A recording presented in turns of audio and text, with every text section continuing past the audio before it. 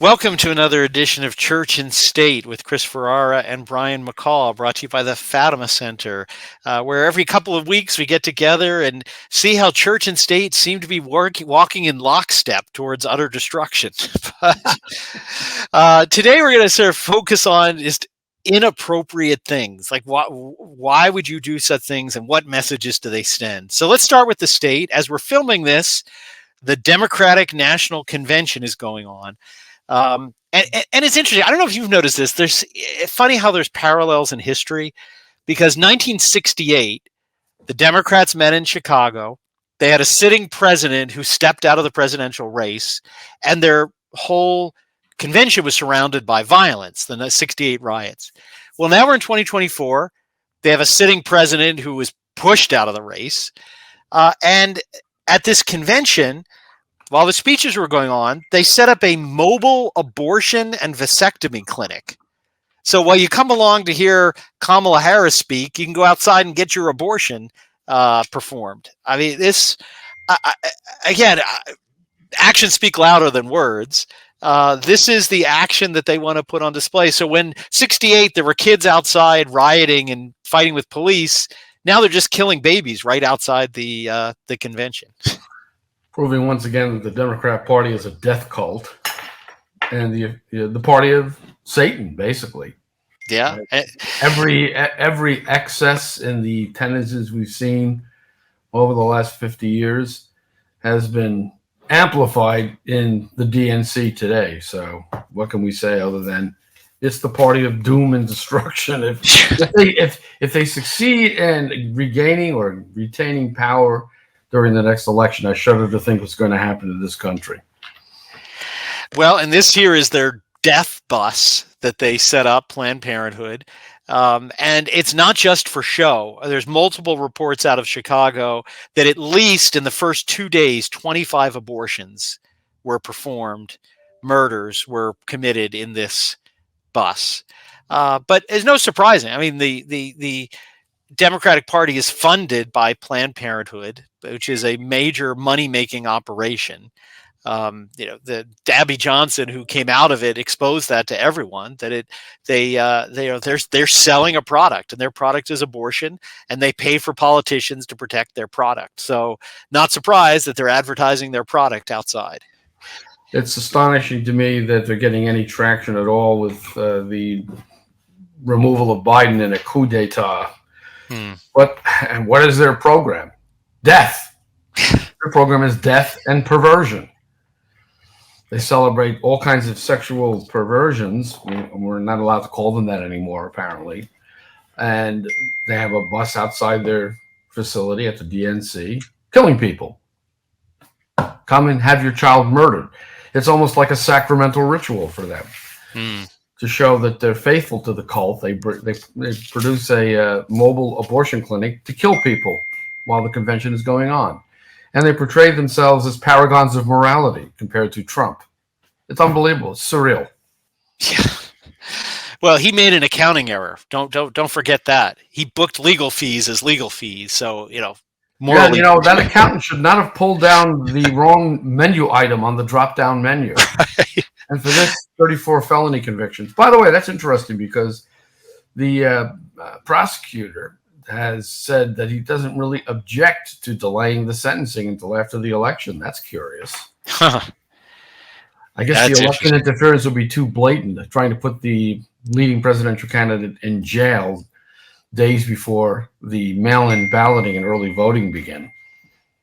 Yeah, well, what do you think is going on? Obviously, I actually felt bad for Joe Biden at this for just about half a minute, but at this thing, I mean, he is, for all of his corruption and evil, he is the president of the United States, and they essentially shafted him. I mean, they had him speak at like 11 o'clock at night on the first night of the convention, the total dead spot, and then sort of dismissed him. He flew out of town. I mean, they really, again, it's hard to feel sad for this guy. All he's done it for 50 years, but it was kind of pathetic to see how they treat him. Wait, what does it tell us? It tells us that Biden is nothing more than the avatar of evil forces.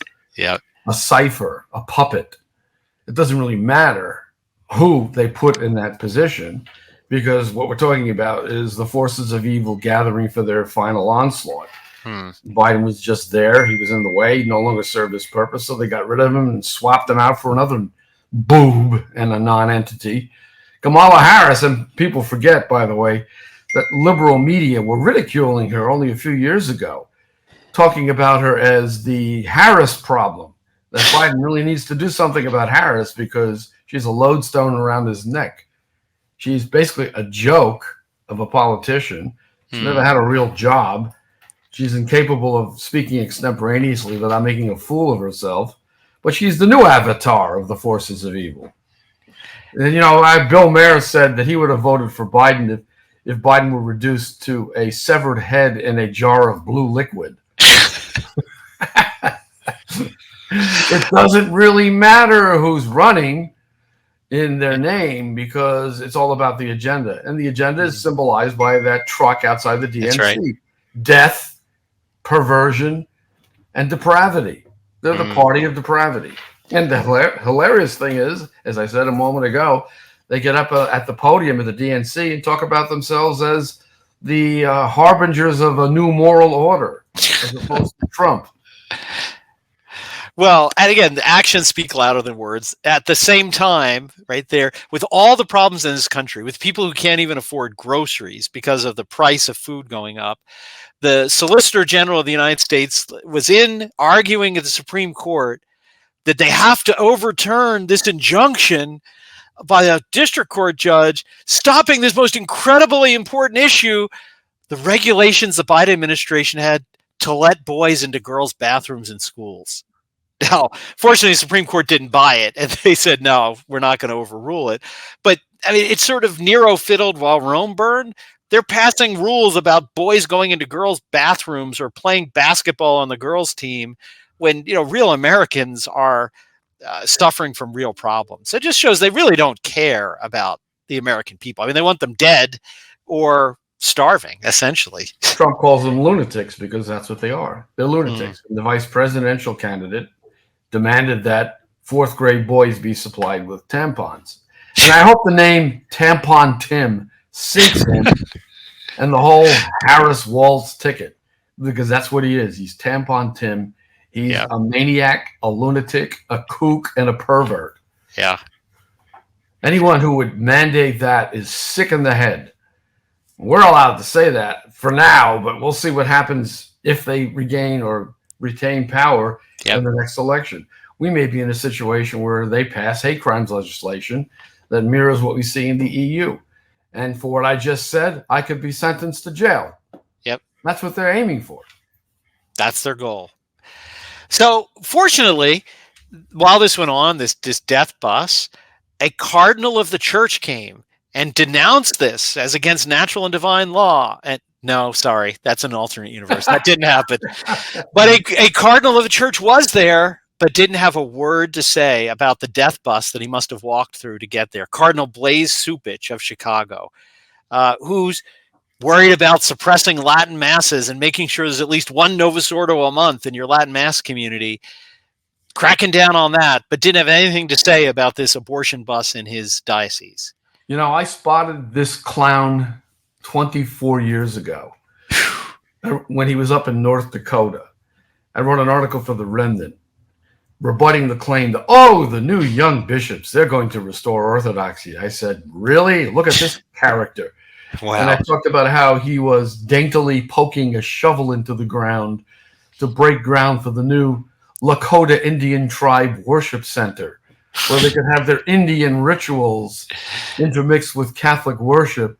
At the same time, he was locking Catholics out of their church for the Easter Triduum, wouldn't allow it.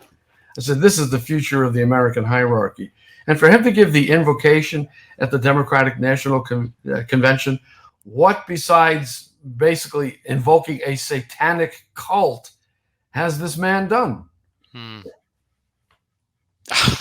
Like I said, he's just worried about canceling traditional masses. That's the big problem in Chicago. I can't believe he showed himself at that facility at all to attend, let alone give the invocation for the death cult. That's what he did. He provided a spiritual invocation for a death cult. How is this anything other than diabolical? And no one should be listening to anything the man has to say or give him any respect as a prelate of the Catholic Church unless he repents of what he did and apologizes to the faithful. And if he doesn't, walk away, shake the dust off your shoes, and find another diocese. Well, and we shouldn't be surprised because 50 years ago, Our Lady predicted this in an proved apparition of the church in Japan.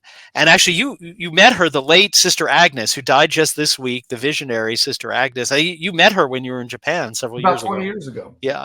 She predicted this. There would be such disorder in the church. There'd be cardinal against cardinal and bishop against bishop. And that's what we have obviously going on. You have a few good bishops who are denouncing these kinds of things, and then the enemy within, like Bishop Supich. Well, we can see the gathering forces on both sides of the culture war in this country. This has reached a point, what historians call it a climacteric, a turning point in history. What's going to happen in November will determine not only the fate of this country, but the course of world history. Yes. Will the downward trajectory continue? Will we end up in World War III, which is where the Biden-Harris administration seems determined to take us? Or will there be another reprieve? Because Trump did provide a reprieve for 4 years. He did. And we ended up with a Supreme Court majority that eliminated the abomination of Roe versus Wade. So anyone who thinks that there's no choice, really, a meaningful choice in the coming election, is being somewhat completely ridiculous. I mean, there's one rather prominent philosopher, I won't name him, who complains about being badgered to vote for Trump because basically you're just being required to affirm a suicide cult. It's not a suicide cult. We're being attacked. Right. It's a matter of self-defense, not suicide. We're not participating in our own suicide. We're staving off the murder of the body politic by the Democrat Party death cult. So anyone who thinks that there's not a real choice at stake in the next election is not actually providing a realistic assessment of the situation from the Catholic perspective. And I recall the situation in which Pius XII told nuns, you will go out of your convents and you will vote against the communists under pain of mortal sin if you fail to do so. Yes. It's always a question of mitigating harm to the common good. That's all we can do within the framework of this system. And Pope Leo made that clear in his encyclical Libertas. He said we have to make use of modern liberties without violating our conscience within the framework provided for us, which was installed through revolution, bloody revolution. And we have to do everything we can, making use of cankered liberties, as he called them, to bring back the form and pattern of Christianity to this society, if to the extent that it's possible. So always in these elections where we have not quite a Hobson's choice, but a real choice that will mitigate harm to the common good, we have to make that choice. And if we don't, God forbid, the Democrat Party retains power and captures the Senate and the House of Representatives. It's over if that happens. Wow, that is the stakes we're looking at. But let's turn our attention to the church because, again, in no time in history have the church and state been so united than in our time. Ironically, at the time of separation of church and state, the corruption is what unites the two of them. And there's been two stories this week that, to me, really kind of epitomize that corruption. So one of them involves a Jesuit priest named Father Marco Rupnik. This shady character apparently went around for decades, sexually and psychologically abusing and using nuns, religious nuns of the communities he was supposed to be taking care of. His Jesuit superiors were aware of it for years. Then finally, in 2019, he was excommunicated for absolving a nun that he had violated the Sixth Commandment with. A common crime, apparently, of former Cardinal Theodore McCarrick. So a priest who has been guilty of repeated violation of the Sixth Commandment, of sacrilege by promising to absolve people that he's going to commit a sin with. And finally, the Vatican actually did something, sort of like Marcio, Father Marcial, the Legionnaires, finally got around to doing something. He was excommunicated in 2019, only to have his excommunication lifted hours later by Pope Francis. Took care of his buddy. Now, this Father Rupnik is also somewhat of a, quote, modern artist, but is a person who's been accused and proven to have violated the 6th and 9th commandment, to have committed these sacrileges. But he's invited to preach at the Vatican. And now, just last week, on the feast of the Assumption of the Blessed Virgin Mary, and here is a screenshot of the Vatican website, they feature the art of Father Rupnik. Again, right there on their website, an article about the Assumption. So, unfortunately, there's just a dearth of art featuring the Blessed Virgin Mary. There's really nowhere to go look. Nobody's ever painted it before. So they had to use the so-called art of this sexual pervert was excommunicated. It's really unbelievable. Even liberal Catholic press were kind of upset about this. Want to pair that with and get your reactions. A second story, a gay priest artist, I know there's a lot of oxymorons in that statement, has painted a new picture for Father James Martin's outreach mission to the LGBTQ community.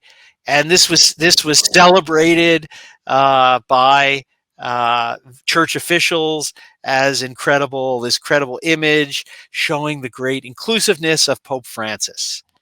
So here is this wonder of modern art. Maybe I'm a lunkhead, but it looks like a kid's drawing to me. I'm sorry. But it's Pope Francis kissing this strange-looking image of our Lord. It's supposed to be the feet washing. I don't know. And then you get this sort of motley crew behind. This is now what the church is passing around as art, religious art. Putting aside the merits of the piece, whatever one thinks of it, consider what this involves. Yeah. Francis has decided, after lifting the excommunication of this slimy character, has decided to immortalize him by putting up the Mosaic in the Vatican. And it turns out that he's still listed in the Annuario as a consultant to the Pontifical Council. Yep. And he's been incarnated into a Slovenian diocese, I understand. Yep. So he's still a priest in good standing in spite of all of this. And because, as you say, he's one of Francis's friends, and Francis takes care of his own. This is what we have. We have a party boss running the church. This is his reputation before he became pope, that he protects his friends and is vindictive and retaliates against his enemies, like a Peronist party boss in Argentina. That's how he's running the church, like a political party. And he's the party boss, enforcing the privileges of his friends and taking revenge against his enemies. This is what we've been dealing with for, 13 years now? Yeah, it feels like longer. But even not beyond that Mosaic, there was a recent interview Pope Francis did in an Italian news station. And in his office, you can see in the interview another one of this Rupnik's pictures on the wall hanging in his office. So he hangs it up in his own office. Again, clearly, he's not running this as the church, as the bride of Christ. He's running it as you said, his own private little mafia organization. And on he goes, in spite of his declining health. It seems like he's almost like Rasputin. When will he pass from the scene, we wonder? It's not that I wish anyone to die, although you can certainly pray that the Pope dies in the state of grace and achieves eternal salvation. But who knew that it would go on this long with someone who's obviously in very bad physical condition? But God has seen fit to allow this scourging of the church under this pontificate to continue. What can one say other than pray for a speedy end to the situation? Because we see that in the church, we're reaching the same critical point we're reaching in civil society.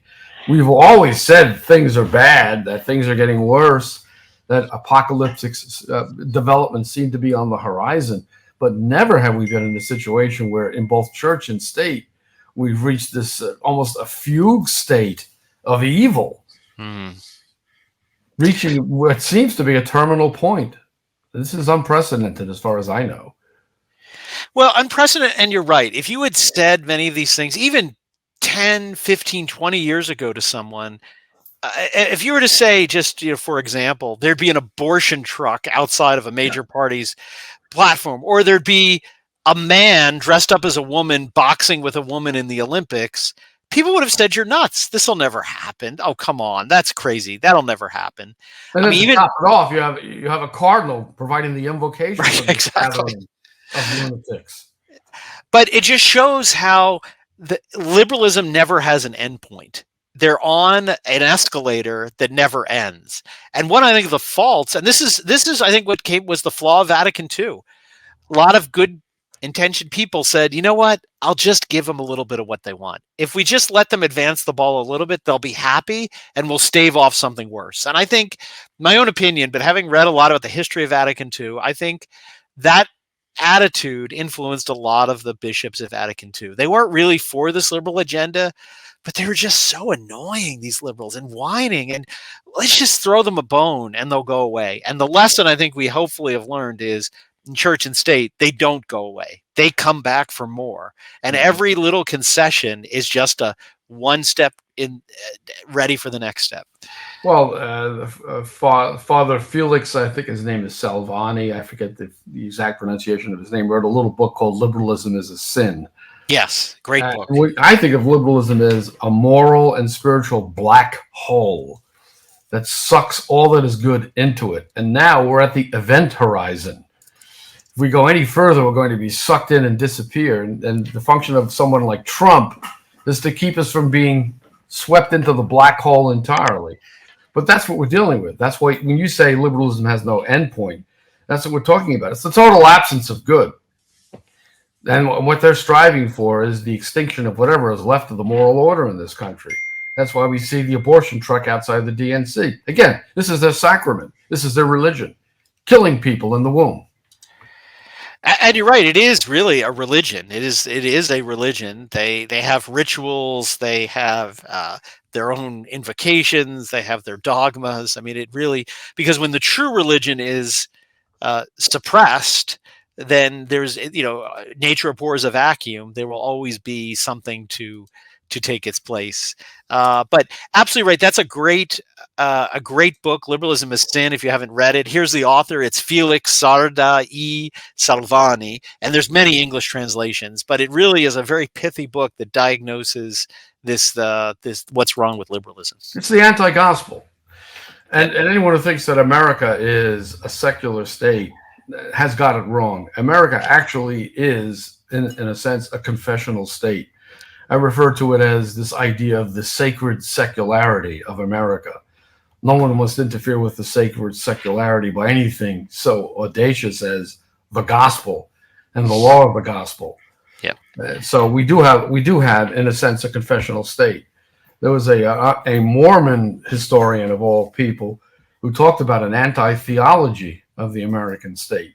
And that's what we're dealing with here. By people, by the way, even in the Democratic National Committee, who dare to call themselves Christians, and better Christians than somebody like Donald Trump. Amazing. It's all upside down. It is upside down, but the good news is we know the end game. We know the last act. We've read the back of the book, and we know this too shall pass, and the triumph of the Immaculate Heart will be here, Our Lady. And that's really the only way you could get through this period we're living in, is knowing it is temporary. Our Lady's Immaculate Heart will triumph. Russia will be converted, and a period of peace will be given to the world. That we know with certainty. We have Our Lady's words on that. So again, that's why we can laugh at this mockery, because it is just passing. Well, we know that, as Our Lady of Good Success said, when things seem hopeless, when all seems lost, that is when the restoration will begin. Now, that may mean some very dramatic consequences for the church and the state, indeed for the whole world. It could mean, God forbid, a world war. But there will be a restoration before, finally, as we've said before, God takes this world and rolls it up like a scroll and ends it all, and we'll have the end of history and the beginning of the new world, the new heavens and the new earth foretold in Scripture. Absolutely. Well, we pray for that day to come and to come soon. But in the meantime, we'll until that happens, be here every couple of weeks to give you our take on what's going on in the church and state, and how they're really sort of marching to absolutely the same tune. Well, So, to borrow a phrase from the late great writer Jim Demers, we're providing a window on the arena. and quite an arena it is. Quite it is. Well, thank you, Chris, for joining us, and we'll look forward to seeing you again in a couple of weeks. God willing, we will. Take care.